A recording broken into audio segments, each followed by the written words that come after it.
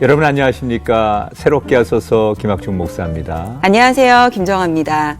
목사님, 네. 제가 오늘은 퀴즈를 좀 하나 낼까 하는데 한번 무서워. 맞춰보세요. 우리 몸에 있는 네. 근육을 네. 순 우리말로 바꾸면 뭐가 될까요? 근육을 우리말로 하면 순살코기?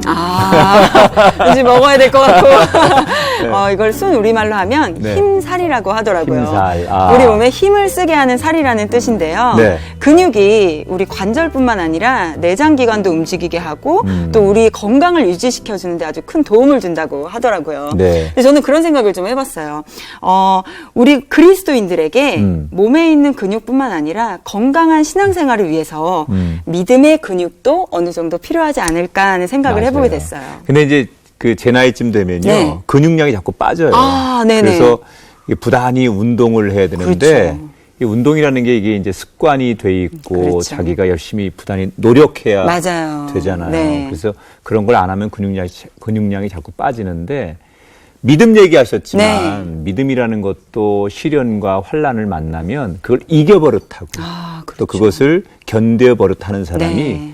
믿음의 근육량이 늘어난다고 합니다. 네. 사실 오늘 저희가 만날 분은요. 어찌 보면 인생의 벼랑 끝 같은 데서 하나님을 만나서 믿음의 근육량을 키워오며 사시는 그런 분이신데요. 네. 어떤 분인지 영상을 통해서 먼저 만나보시겠습니다.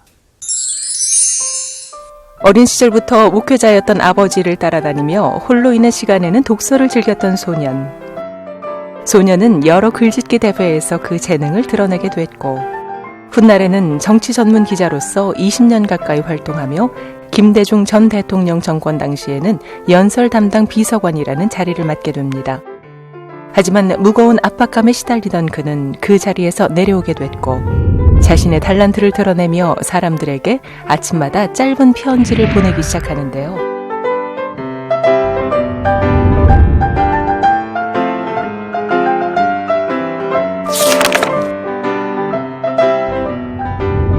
그렇게 편지를 통해 사람들의 마음을 치유하는 것이 사명이라고 생각하며 달려온 시간이 벌써 20년.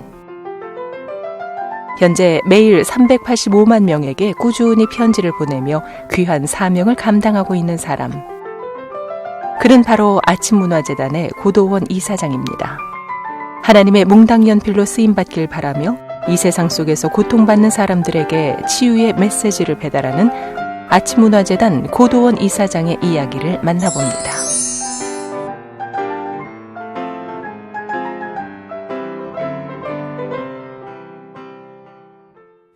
네, 매일 아침마다 신선한 감동을 배달해 주시는 네. 분입니다. 아침 편지를 쓰고 계신 고도원 장로님 나오셨습니다. 장로님 안녕하세요. 안녕하세요. 네. 충주에서 오셨잖아요. 네. 산 좋고 물 좋은 충주에서. 그렇습니다. 우리 새롭게 하소서 가족들에게 인사 한번 해주시죠. 여기 보고 해야 네네네. 되네. 네, 새롭게 하소서는 저도 참 좋아하는 프로그램입니다. 장수 프로그램이어서 저도 이제 광팬인데 우리 목사님 이 자리에서 뵙게 돼서 반갑고요. 제 아내가 참 좋아하는 목사님 설교를 좋아합니다. 네. 이 방송을 통해서 많은 분들이 요즘에 여러 가지 어려운 일을 영적으로도 겪는데 새로운 기운 얻었으면 좋겠습니다. 오늘 최선을 다하겠습니다. 고맙습니다. 네. 장로님 그동안 좀 어떻게 지내셨는지 근황 좀 얘기해 주세요. 요즘 두 가지 일을 하고 있습니다. 하나는 이제 충주의 깊은산서 옹달샘 명상치유센터 운영하고 있고요. 근래에 영주에 있는 국립산림치유원 원장을 하고 있습니다. 네. 투잡입니다. 투잡. 그러시네, 정말. 그래서 옹달샘에서는 지금 링컨 학교라고 그래서 청년들 비전 키워주는 것 하고 있고요. 여러 가지 이제 치유 프로그램을 진행하고 있고 고도원의 아침 편지는 이제 거의 20년째 계속 쓰고 있습니다. 쓰리잡이신데요. 네. 아니 매일 아침에 그 이메일을 통해서 보내는 신선한 편지. 네. 뭐 많은 분들이 중독성이 있다고 그러거든요. 이거 안 받으면 하루를 그러게요. 돌아다녀서 못 살고 아이고, 네. 이걸 받아야 희망이 생긴다고 많은 분들이 그러시는데 네. 20년 가까이 되셨다고 그랬잖아요. 2001년 8월 1일 시작했습니다. 네. 한 19년 좀 넘었죠. 네. 그 당시에 그 김대중 전 대통령의 연설 담당 비서관으로 계시면서 네, 일을 맞습니다. 시작하신 네, 거잖아요. 네. 쉽지 않았을 텐데 네. 어떻게 그렇게 그 일을 시작하신 거예요? 대통령 연설문도 쓰기 쉽지 않잖아요. 그럼요. 5년 동안 제가 네. 그 일을 했고, 토일, 일요일, 주일 포함해서 사흘밖에 못 쉬었습니다. 바늘구멍 하나 내는 마음으로 터지기 전에 네. 그때 이제 말랑말랑한 네. 무슨 공적이거나 무겁거나 네. 역사적이거나 이런 책임감이 따르는 연설문과는 달리 저의 독서 카드를 가지고 이메일 주소가 막 생겨나기 시작해서 확산되던 그때에 친구 몇 사람에게 보내기 시작한 것이 자라나서 오늘 이 자리까지 왔습니다. 지금 하루에 받으시는 분들이 몇 분이나 되세요? 지금 한 385만 명 정도. 17년째 지금 쭉 이어오고 계시네요. 거의 19년. 9년째. 네. 근데 아무리 글 잘 쓰시는 분들도 이거 매일 이거를 그럼요. 쓴다는 게 사실은 쉽지 않을 것 같은데 혹시 하루라도 빼먹은 날은 없으신가요? 어느덧 이제 소명이라는 생각을 하게 돼서 그렇죠. 다행히 그래도 건강을 지켜주셔서 네. 하루도 빠지지 않고 했습니다. 네.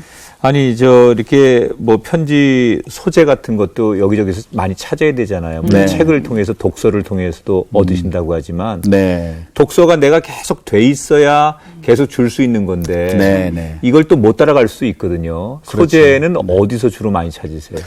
저는 차츰 말씀드릴 기회가 있을지 모르지만 어린 시절부터 이제 책을 읽었고요. 네. 아버지의 회초리 맞아가면서. 네. 그리고 독서 카드 쓰는 법을 일찍이 배웠고. 네.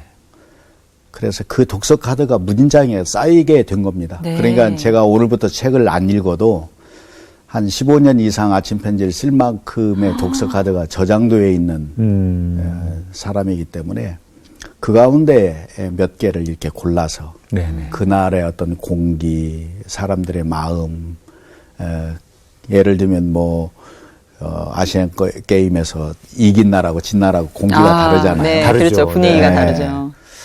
그래서 그런 사회적 공기를 보면서 제가 몇 개 독서 카드 머금고 있다가 그날 정해서 거기에 이제 저의 생각, 단상을 덧붙여서 네. 한 30초에서 1분 안에 읽을 수 있는 글을 이제 매일 쏘는 거죠, 이메일로. 와. 네.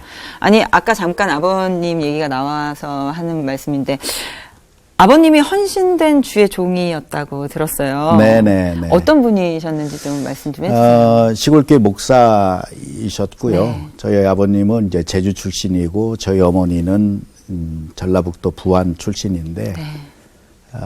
시골교회에 섬기는 것을 당신의 콜링으로 생각하셨고, 네.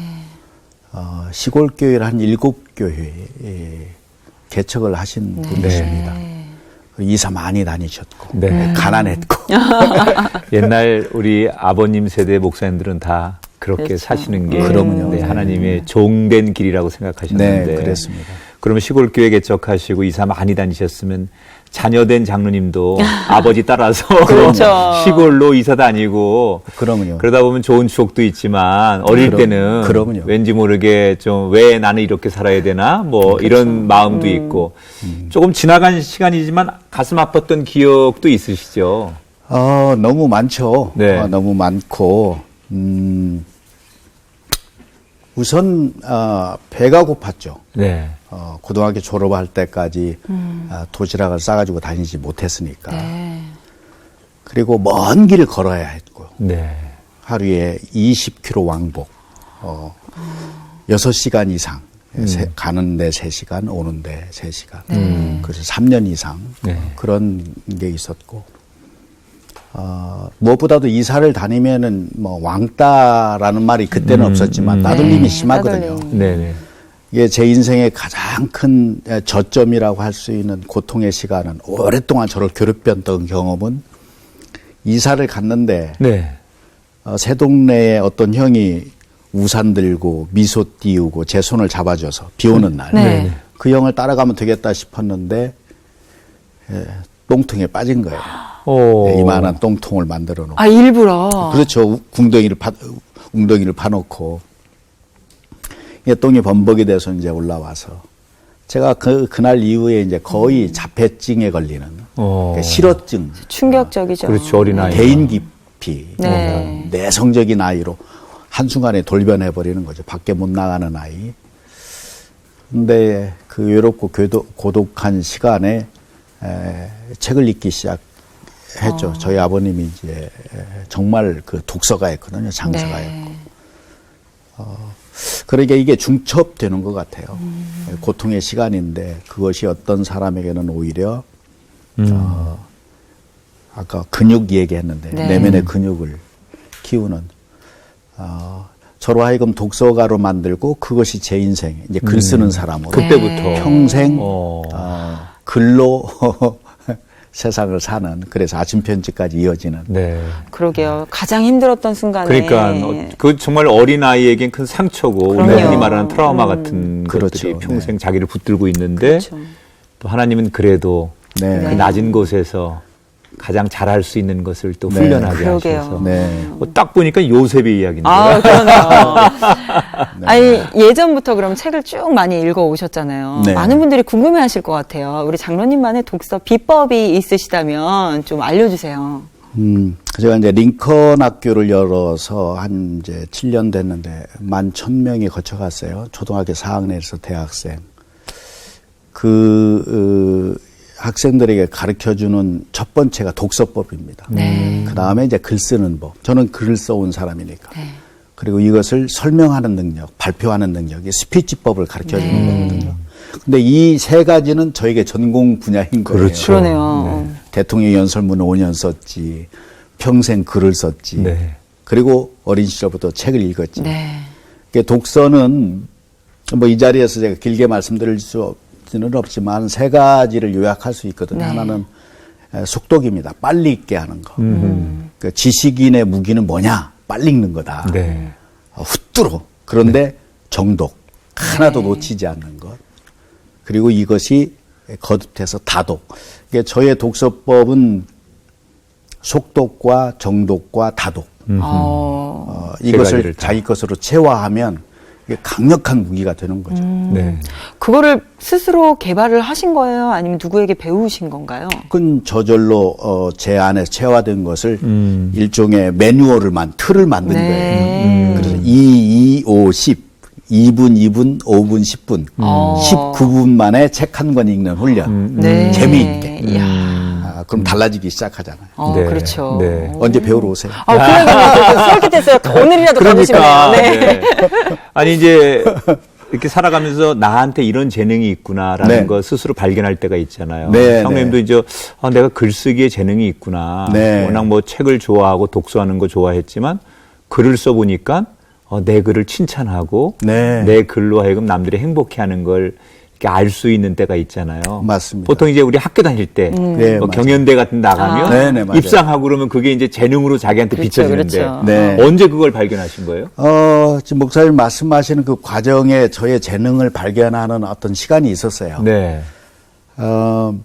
저는 사실은 그림을 잘 그린다는 칭찬을 많이 받았어요. 네. 그림까지. 그러니까요. 그러니까 이제 사생대회라든가 나가면 구도는 좋은데 색깔이 약하다. 아. 그 얘기를 많이 들었는데 그것은 그 당시에 저는 크레용으로 그렸는데 크레파스가 없는 거예요.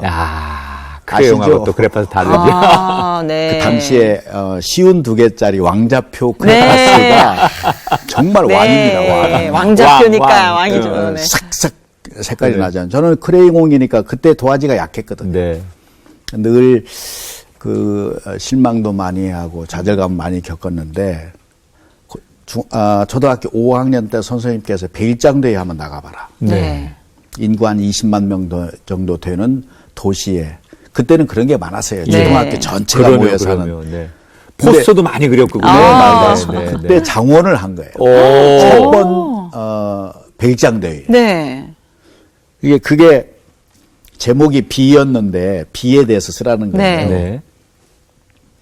당시에 이제 굳은비, 장맛비가 이제 오다가 다 거의 한 달 동안 오니까 제목을 비를 줬는데 네. 그 비가 올 때는 가난한 집은 천장이 새잖아요. 네. 네. 천장이 새면 저희 어머니가 바쁘잖아요. 큰 네. 그릇, 작은 그릇 이렇게 하고 걸레질하고. 그리고 어머니가 고생하는 모습을 아들이 본대로 적은 것이 저의 첫 번째 글이에요. 네. 그래서 코믹하게. 오. 우리 어머니는 저녁마다 실로폰 놀이를 한다. 퐁당퐁당. 네. 근데 제가 지금 감사하는 것은 어머니가 실제로 저희 표정이 아이고 이게 이런 게 아니라 아, 정말로 행복하게. 놀이처럼 하신 거예요. 네. 아들이 볼 때. 아, 그 정말 감사하게 생각하고요. 그리고 이제 마지막에 제가 이제 이렇게 쓴 거예요. 한 달 동안 쏟아지는 구준비. 코믹하게 쓰다가. 네. 우리 집 천장에서 떨어지는 물방울은 우리 어머니의 눈물이었다. 마지막에. 이게 마지막 글. 어이구야. 초등학교 5학년. 5학년. 그러니까 이제 나중에 들리는 말로는 선생님들이 이 꼬맹이가 이런 표현을 해. 그러니까요. 이게 저에게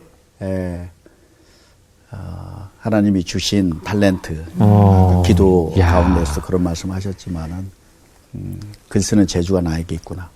그날 이후 쟤는 글 잘 쓰는 애. 장원. 그렇죠, 그렇죠, 이제. 그러니까 교지, 무슨 뭐 학교 신문, 쭉 책임자가 되고. 와, 그때부터 이제 시작이었네요. 닉네임이 붙어 다니는 그러네요. 거죠. 글 잘 쓰는 아이. 네. 아니 그렇게 초등학교 어릴 때부터 글쓰기에 달란트가 있으셨어요. 근데 그렇다면 그 재능을 더욱더 갈고 닦을 수 있는 이제 대학을 가게 될 때 왠지 시 관련이라든지 글 쓰는 관련을 문학 갈 것 같은 같은데 네, 네. 신학대학을 가셨어요. 어떻게 된 건가요? 이것도 참 하나님의 섭리라고 생각하는데요. 제가 교회를 지옥이라고 생각했습니다. 언제 제가 이 교회 울타리를 벗어나나? 왜 우리 아버지는 목사인가? 7남매였고 저는 가운데에 있는데 우리는 밥 먹을 때마다 싸웠거든요. 네. 한 숟갈이라도 더 먹기 위해서. 그리고 저희 어머님이 좀 무수히 저에게 제 귓가에 들려주신 말씀이 내가 너를 잉태했을 때 아들로 태어나게 하면 하나님의 종으로 키우겠다 이렇게 서원 기도를 네. 하고 났다. 흔히 내 허락도 없이. 그렇죠. 딱 나의 그거예요. 의사와 딱 관계없이. 그래요. 그때 정말 아니 그렇죠. 내 의사 묻지 않고 네. 이 지옥 같은 환경. 예전에는 교회 목사의 사택은요 싸움터였어요. 네. 저는 너무 많이 보고 자랐어요. 네. 교회 집고 난 다음에 오히려 더 고요하고 평화롭고 해야 되는 시간에 저희 아버님이 장로님과 집사님들과 다투고 이런 모습을 너무 많이 봤거든요. 네. 이 길을 제가 가야 됩니까? 그리고 저에게는 이런 재능이 있었고 또 뭐 공부도 제법 하고 네. 반장 노릇도 하고 그런데 고등학교 2학년 때 어느 부흥회에 가서 그 부흥회도 저희 어머님이 끌고 다니셨거든요. 우리 도원이는 나중에 훌륭한 꼭 가야 돼. 목사가 되고 주의 종이 될 거니까. 그걸 이제 반항하고 하다가 그때 이제 받아들였죠. 그래도 고등학교 2학년 때 어머니가 부흥회 가자 그러는데 싫다고 하면서 따라갔다는 것은 굉장히 착한 아이였어요. 그러게요. 순종적인 고등학생 정도 되면 뭐 아이예요. 자기 그쵸. 주장이 있어가지고 네. 안 가죠. 안 간다고 나 왜 네. 내가 왜 목사하냐고 그때는 완전히 자기 의사를 나타낼 텐데. 네. 제가 저희 어머니한테는 효도했어요. 어머니한테는 어머님 말씀은 잘 들었어요. 다른 사람 말은 잘 안 들어도 우리 어머님이 너무 고생하시니까 나라도 좀 잘 해드려야 되겠다. 그리고 저희 어머님이 저를 이제 자랑스럽게 생각을 하고 늘 네. 앞장 세우고. 네. 네. 그래서 어머님 말씀은 들었고 힘들더라도 좀 기쁘게 해드려야 되겠다. 이런 어머니에 마음으로 대해서. 따라갔죠. 네. 그러면 그렇게 부흥회에 따라다니시면서 어떻게 보면 나의 하나님, 인격적인 하나님을 그때 만나신 건가요?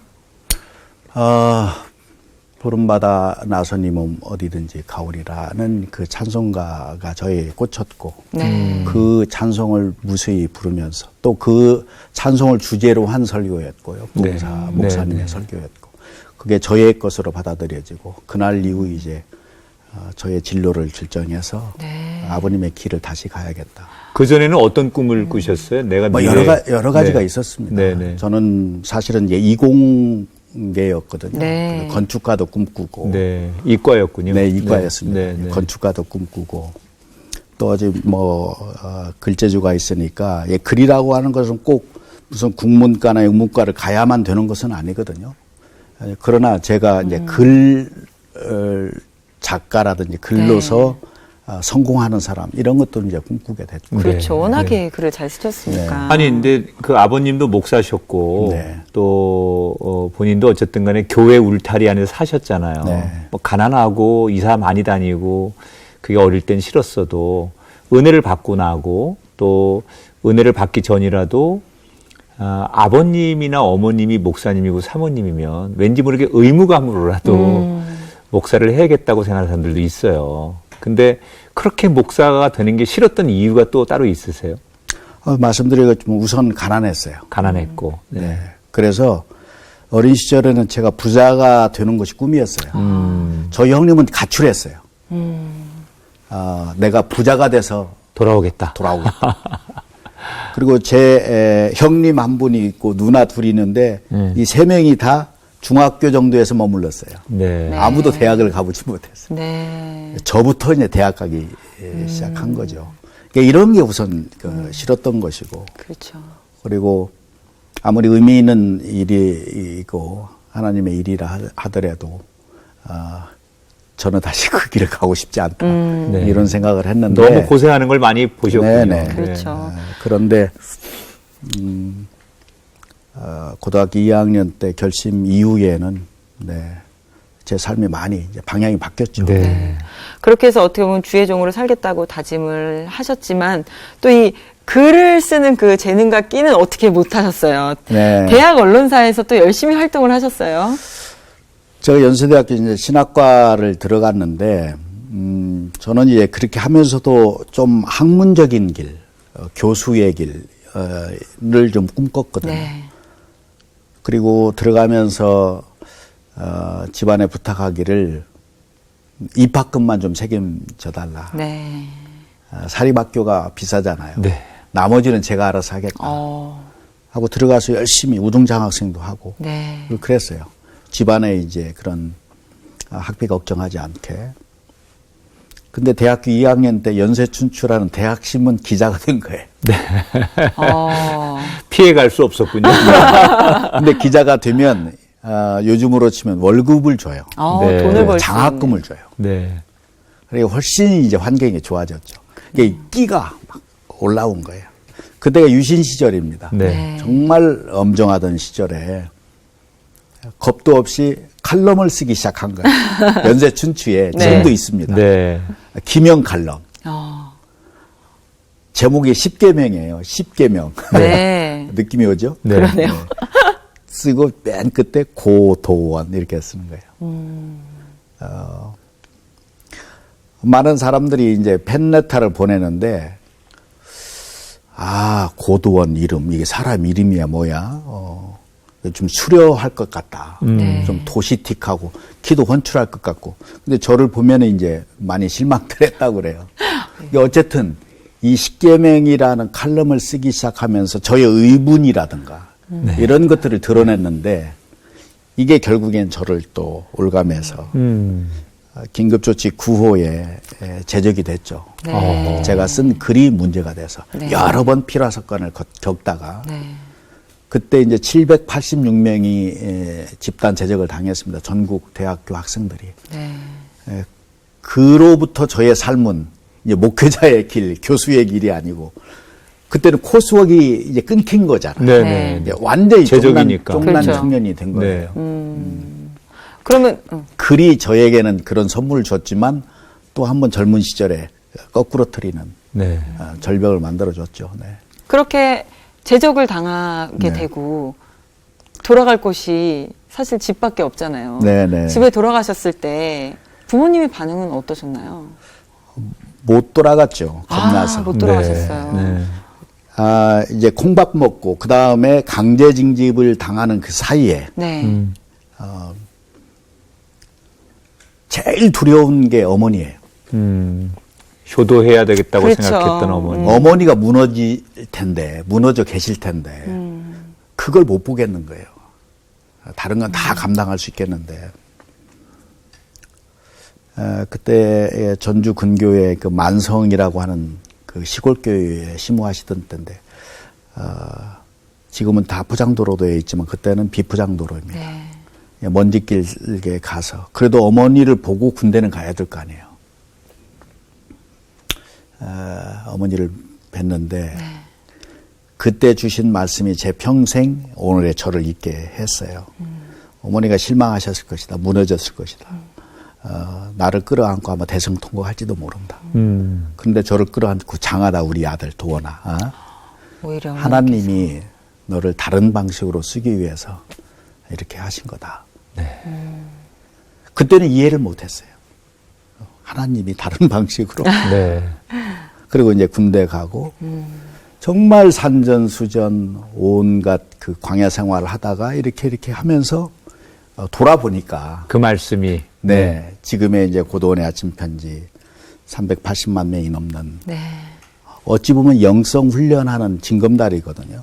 이것도 하나의 사역일 수도 있죠. 보스턴에 계신 한 목사님이 저에게 이제 축복해 주시면서 너희가 성령을 받으면 예루살렘과 유다와 사마리아와 땅끝까지 이르러서 나의 증인이 되리라 하는 성경 구절을 이 시대에 구현하고 있는 새로운 방식의 목표입니다. 이런 축복을 해 주셨거든요. 그래서 돌아보면 어머님께서 그 20대의 그 팔팔하던 아들에게 하나님이 다른 방식으로 쓰기 위해서 이렇게 하신 거다 하는 말씀이 정말 어머니 음성이 아니라 하나님의 음성이 아닐까. 가장 크게 평생 살면서 남아 있는 음성. 네. 그렇죠. 근데 이제 그렇게 어찌 보면 그 글 쓰는 것 때문에 목사가 되는 길도 막히셨고 네. 그 당시에 또 교수나 더 좋은 글 쓰는 것도 다 막히셨어요. 네. 그런데 그 가장 어려운 순간에 결혼을 강행하셨더라고요. 할 게 없으니까. 이렇게 말하면 좀 사모님한테 좀 그런데. 실제로 할 일이 없어요. 네. 다 떠나고. 아니 어떻게 만나셨는데 어떻게 그렇게 뭐 결혼을 하실 수 있었어요? 자, 이게 제적이 되니까요. 네. 저만 남아 있는 것 같아요. 세상에 저만 덩그라게. 제가 근래에 이제 절대고독이라는 책을 냈습니다만은 다 떠나고 아무도 남아 있지 않은데 제가 이제 어느 이제 구속된 상태에서 있는데 한 여인이 그 며느리를 왔어요. 네. 그 빙그레 우유 네. 몇 개 가지고 그래서 제 마음에 저 여인을 제가 나가면 아내로 맞이하리라, 취하리라 이렇게 결심하고 네. 했죠. 첫눈은 아니에요. 네. 사실은 몇 번 만났는데 대화를 해보니까 한 1년 반 전에 연세춘추가 이제 겨울마다 축제를 해요. 네. 자기 이제 애인이나 뭐 사귀는 사람을 네. 와서 커플 축제를 하는데 네. 저에게는 커플이 없었어요. 네. 그래서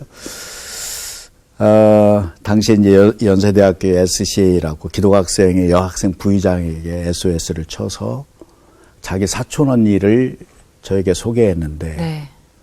이분이 학교 앞 다방에서를 만났는데 저를 한번 딱 보고 고개를 내리고는 안 쳐다보는 거예요. 네. 그리고 얼굴색이 자꾸 변해요. 네.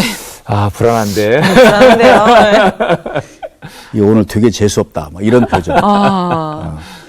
그래서 돌아가서 저를 소개한 자기 사촌 여동생에게 막 거의 욕을 한 거예요. 네가 나를 어떻게 알고 네. 그렇게 못생긴 남자를 소개했느냐.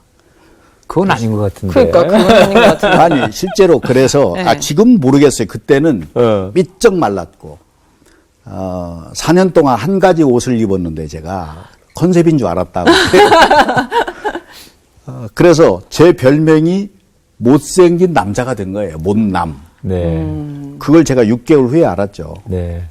오지랖 넓은 여학생 입에서 그 말이 나가면서. 그런데 어쨌든 그 축제에 들어가는 그 순간에는 멀쩡했는데 밤 12시 나올 때 보니까 그날 한 30만 마 폭설이 내린 거예요. 네. 폭설이. 학교 전경이 기가 막힌 거예요. 네. 와, 그 폭설 내린 길을 나오면서 넘어지기도 하고 엎어지기도 하면서 가까워지고 어떤 느낌이 오고 러브 스토리를 그때 찍으셨네요. 영화요? 영화요. 그리고 이제 에브리데이 데이트를 거의 20일 하고 이제 헤어진 거예요. 그리고 이제 지나갔다가 제가 이제 제적 당한 다음에 면회를 왔군요. 궁금하니까 이제 왔을 때 네.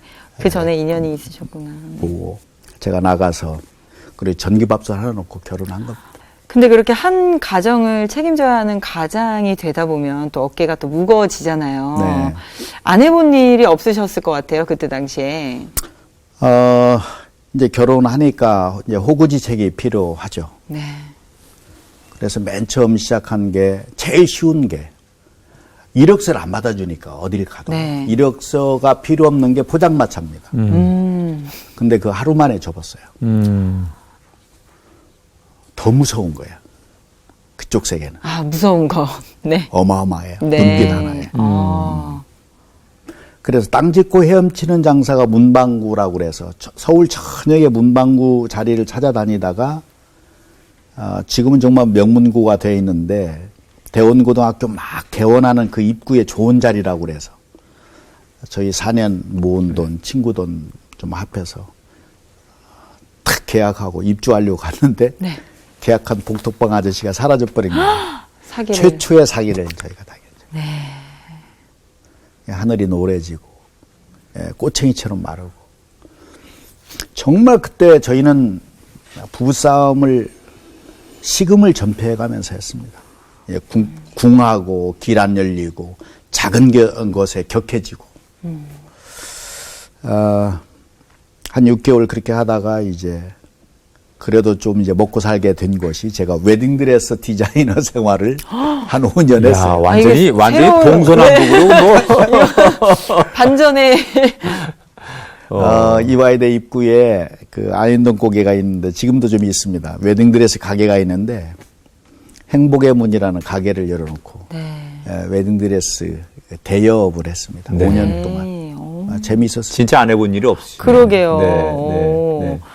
아니 사실 그렇게 좀 안 풀릴 것 같고 그런 인생이지만 또 믿음으로 인내하고 기다리면 어떻게 새로운 기회들을 또 주시잖아요. 다시 언론인으로 또 활발히 활동을 하게 되셨어요. 그 이후에 어떠한 과정들이 있으셨나요? 그러니까 제가 웨딩드레스 가게 안에서 재미있어 하고 몰입하는 모습을 이제 선배들이 오며 가며 네. 보고 큰일 났다. 너 여기에 재미 붙이는 것 같다. 나와야 된다. 다시 네 길을 좀 찾아라. 그래서 선배의 권유와 이끌림에 또 연결해주고 해서 간 곳이 그때 이제 뿌리 깊은 나무라고 아시잖아요. 잡지사. 네, 뿌리 깊은 나무 창간돼서 얼마 후에 졸업장도 없는 저를 그 돌아가신 한창기 사장께서 기자로 채용을 해주셨습니다. 네. 열심히 했죠. 막 나르는 것 같아. 이제 정말 물고기가 물을 만난 거예요. 그러게요. 월급을 받는데 아니 이렇게 행복한데 돈까지 주네 이런 마음이에요. 열심히 했는데 한 5년 했죠. 네. 아마 가장 부지런한 기자였을 거예요. 네. 근데 이제 그게 강제 폐간이 됐습니다. 5.18 직후에. 네. 다시 이제 나락에 빠지고 절망의 그러게요. 길을 걷게 되고. 근데 그때 중앙일보에 그 미문을 쓰는 분으로 유명하신 분이 계세요. 당시 경제부장 하셨던 최우석 부장께서 뿌리 깊은 나무를 열심히 보다가 저거는 일면식도 없어요. 네. 근데 글을 좋아하시다가 네. 이런 젊은이가 글발이 좋은데 이런 친구를 신문 기자를 한번 시켜보자. 전무후무한 일입니다. 네. 사실은. 그때가 언론고시가 한 300대 1, 400대 1 하던 그때에 네. 언론고시 보지 않고 정말 좋은 대우로 중앙일보에 스카웃된 거예요. 와. 그리고 이제 중앙일보 기자 생활을 제가 17년 했는데 파격적이네요. 그러네요. 그렇죠. 그리고 청와대 출입까지 하게 되고 네. 정치부 기자를 하게 된 거예요. 왜 정치부 보냈습니까? 손이 빨라서 보냈다는 거예요. 손이 빨라서. 그렇죠. 그것도 빨라야 정치. 근데 왜냐하면 정치부가 헤드라인이 바뀌는 곳이거든요. 그렇죠. 윤정기 세워놓고 바뀌었어. 7장, 2장으로 줄여. 아니, 10장 해설 붙여. 이게 손이 따라가줘야 돼요. 네. 근데 저는 손이 좀 빠르거든요. 이제 그 사이에 김대중 그 야당 총재도 만나게 되고 그분이 대통령 되신 다음에 저를 청와대로 불러서 연설문을 쓰게 되고 이렇게 된 거죠. 급 반전이네요. 네, 정말 반전을 네. 통해서 남들이 볼 때는 야, 고도원 승승장구한다. 이제 정말 네. 길이 열렸다. 뭐 이렇게 얘기를 맞아요. 다 할 때인데 정작 본인은 아까 말씀한 대로 청와대 들어가서 그 연설문을 쓰면서 5년 동안 네. 남모를 고민과 어려움도 많이 있으셨죠. 연설문 비서관으로 있을 때. 그게 우리가 스트레스를 얘기하는데 네. 스트레스가 아니고 사람을 죽이는 것입니다.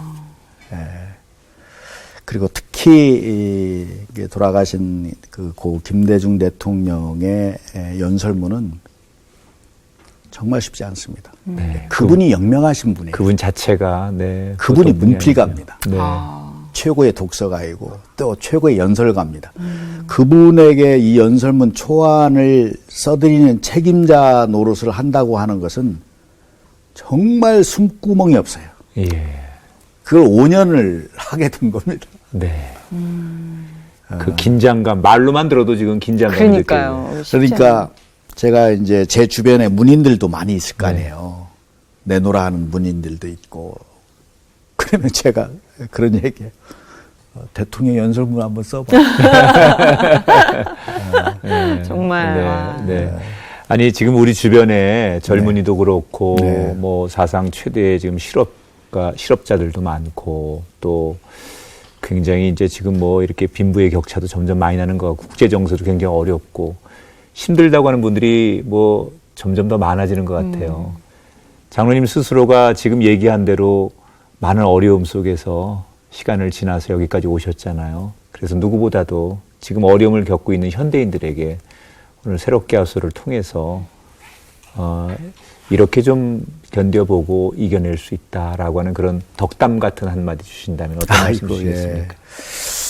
제가 뭐 매일 아침 고도원의 아침 편지 짤막하지만 마음의 비타민을 쏘아 드리는데 뭐 관심 있게 한번 봤으면 좋겠고요.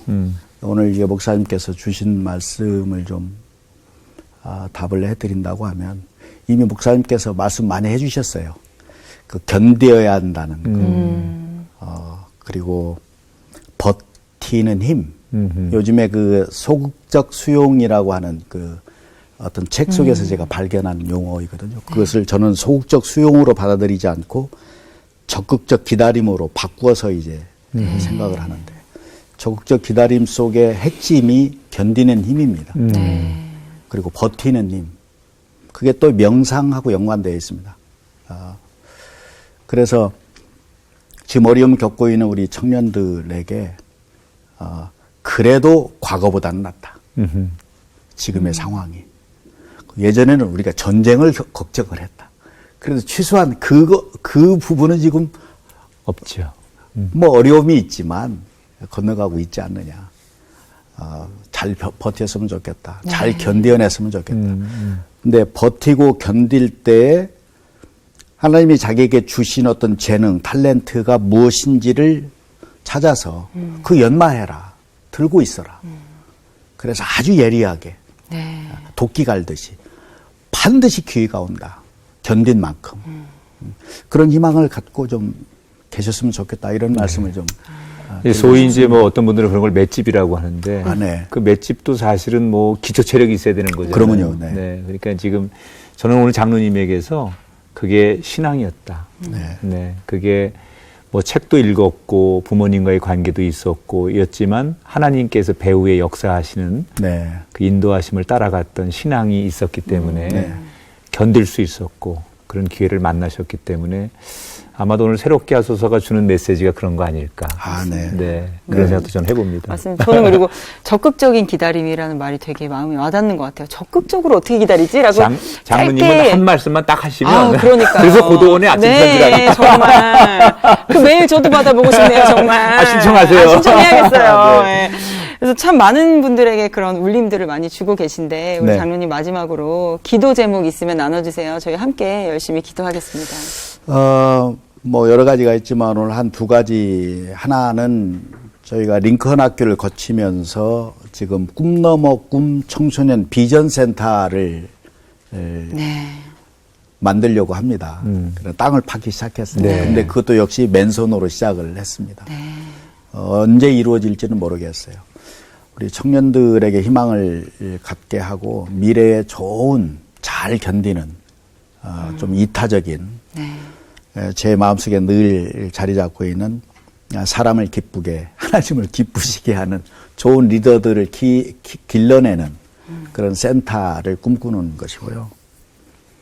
이 남북 문제가 열리고 있는데 이런 기운들이 나중에 남북 관계 열릴 때 한 통로가 되었으면 좋겠다. 몽당연필이 되었으면 좋겠다. 마더 테레사가 말씀하신 네. 제가 쓰는 몽당연필을 쓰는 글귀 하나가 그런 역할을 했으면 좋겠다 하는 것이 저의 기도 제목입니다. 기도 많이 해주십시오. 그러겠습니다. 네. 사실 정말 세상 살기 참 힘들다라는 이야기 많이 하는데 이 거친 세상에서 힘들고 지친 분들에게 아침 편지를 통해서 또 지금 말씀해 주신 그런 감동의 메시지들을 통해서 정말 우리가 잃었던 감정들, 사랑의 그런 감정들을 다시 일깨워 주시길, 앞으로도 그 일 잘 감당해 주시길 저희도 열심히 기도하겠습니다. 네, 고맙습니다. 고도원 장로님 스스로가 오늘 말씀하신 것처럼 네. 많은 어려움과 역경들을 잘 견뎌서 오셨어요. 네. 많은 시청자분들께서 지금 어떤 어려움이 있거나 또 많은 힘든 일들 계획대로 안 된다면 당장은 힘들겠지만 그것은 하나님이 나에게 주시는 환한 미소 같은 사인. 맞습니다. 섭리. 네. 잘 될 거야. 네. 조금만 견디면 돼라고 하는 그런 또 하나의 사인처럼 받아들이시면 좋지 않을까 그런 생각을 해보게 네. 됐습니다. 장로님 아침 편지 계속 주시고요. 아, 예. 네. 오늘 너무 감사했습니다. 네. 다음에 또 한번 오셔서 오늘 아이고. 못 다눈 얘기, 네. 그 사모님 얘기, 첫사랑 얘기, 그 뒷얘기 좀 들어야 돼요. 아유, 그러니까요. 아, 예. 오늘 너무 감사했습니다. 고맙습니다. 네, 고맙습니다. 고맙습니다. 네.